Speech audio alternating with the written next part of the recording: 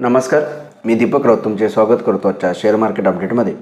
आज मार्केटनं सुरुवात स्लाइटली थोडीशी निगेटिव्हमध्ये केलेली 30-40 पॉईंट, पण त्यानंतरनं चांगली रिकव्हरी सुरुवातीच्या अर्ध्या एक तासामध्ये आलेली. निफ्टी ऑलमोस्ट जो आहे तो 25,900-930पर्यंत गेलेला, पण त्यानंतरनं मात्र सडनली मार्केटला परत हायर लेवलला प्रॉफिट बुकिंग सुरू झालं आणि ऑलमोस्ट निफ्टी महत्त्वपूर्ण सपोर्ट जो आहे तो 25,800, मी कालही म्हटलं की 25,800च्या खाली आला तर 25,700पर्यंत येईल. आणि त्या पद्धतीनं जसं 25,800 ब्रेक झाला, निफ्टी फर्दर डिक्लाइनिंग करत 25,700पर्यंत येऊन पोहोचला आणि ऑलमोस्ट त्याच रेंजला बंद झाला.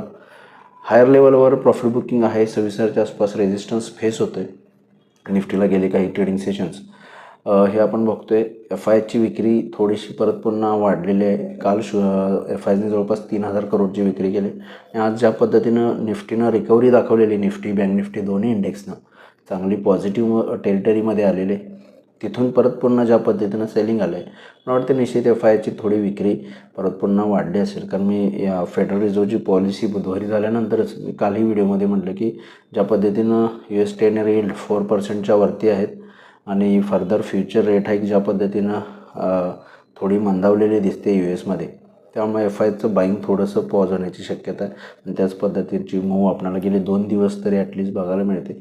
मला वाटतं आहे कदाचित हा ट्रेंड थोडासा कंटिन्यू राहू शकतो. FIकडून थोडंसं हायर लेवलला FIकडून विक्री आपणाला बघायला मिळू शकते. त्यामुळे थोडंसं हायर लेवलला आपल्याला प्रॉफिट बुक करणंही आवश्यक आहे. पण फार मोठी डिक्लाइनिंग येईल असं कोणतेही वाटत नाही. सगळ्या बऱ्यापैकी मोस्ट निगेटिव्ह गोष्टी मार्केटनं पचवल्यात आणि मला वाटतं त्यानंतरनं मार्केट चांगली रिकव्हरी दिली. फक्त एक कन्सॉलिडेशन आहे असं मला वाटतं, जे मला वाटते निफ्टी 25,400-500 ते 26,000-26,200 या रेंजमध्ये कदाचित कन्सॉलिडेट होऊ शकते. या अनुषंगानं आपण थोडंसं पुढचे फर्दर काही दिवस मार्केटकडे बघू शकतो. त्यामुळे उद्याच्या सेशनला नेक्स्ट वीकमध्ये सोमवारच्या सेशनला ट्रेड करायचा असेल तर निफ्टी 25,700च्या खाली गेला तर फर्दर डिक्लाइन 25,500 ते 600पर्यंतची खाली डिक्लाइनिंग येऊ शकते. निफ्टीला लोअर लेवलला 25,500 ते 600 हे 2 सपोर्ट आहेत, स्ट्रॉंग सपोर्ट आहेत 25,500 आणि 600 निफ्टीसाठी.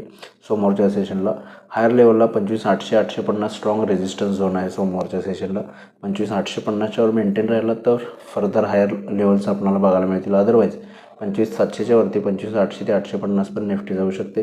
25,700च्या खाली आला तर 25,600 पहिला सपोर्ट आहे, त्यानंतर 25,500 एक स्ट्रॉंग सपोर्ट झोन आहे. या रेंजमध्ये निफ्टी ट्रेड होऊ शकते. बँक निफ्टी 57,500 स्ट्रॉंग सपोर्ट आहे. 57,500च्या खाली आला तर फर्दर डिक्लाइन 57,200 ते 300पर्यंत येऊ शकते. हायर लेवलला 58,000चा स्ट्रॉंग रेजिस्टन्स आहे. गेले 2-3 सेशन बँक निफ्टी 58,000च्या आसपास सपोर्ट घेताना बघायला मिळत होते, पण आज ज्या पद्धतीनं ब्रेक केले 58,000 क्लोजिंगला आणि क्लोजिंग दिले, त्या अनुषंगाने मला वाटतं 58,000 आपल्याला नेक्स्ट वीकसाठी स्ट्रॉंग रेजिस्टन्स आहे. 58,000च्या वर गेलं तर फर्दर राईज येईल. अदरवाईज बँक निफ्टी 58,000च्या जोपर्यंत खाली आहे तोपर्यंत 57,500 पहिला सपोर्ट आहे. 57,500च्या खाली 57,200 आणि 300 या रेंजला बँक निफ्टी खाली येऊ शकते. आपल्याला थोडे बोथ वे ट्रेड बघायला मिळतील. लोअर लेवलवरून सोमवारी रिकव्हरी बघायला मिळू शकते. हायर लेवलवरून थोडंसं प्रॉफिट बुकिंग बघायला मिळू शकते. या अनुषंगानं आपण ट्रेड घेऊ शकतो. आज NSEमध्ये 1,080 शेअर्स पडले, त्या बाजूला 1,720 शेअर्स पडलेत. निफ्टीमध्ये 9 शेअर वाढले, त्या बाजूला 41 शेअर्समध्ये पडझड आहे. पडणाऱ्या शेअर्सची संख्या निफ्टीमध्ये जास्त आहे NSEपेक्षा. NSEमध्येही जास्तच आहे वाढणाऱ्या शेअर्सपेक्षा, पण निफ्टीमध्ये सगळ्यात जास्त शेअर्स पडलेत. सेक्टर इंडिसाइजमध्ये सुद्धा फक्त पब्लिक सेक्टर एंटरप्राइजेस, त्यामध्येही खास करून बँकिंग स्टॉक्स चांगले वर आहेत.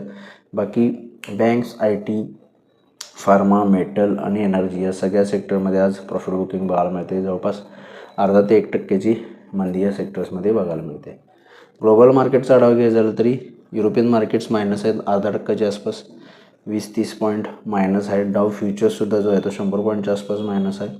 कालसुद्धा US मार्केटमध्ये हायर लेवलवरून डाव जोन्समध्ये खास करून मंदी बघायला मिळाली. नॅसडॅकमध्ये NVIDIA सारखे शेअर्स, मेटा सारखे शेअर्स जे आहेत, फेसबुक 12% स्लाईड झालेत.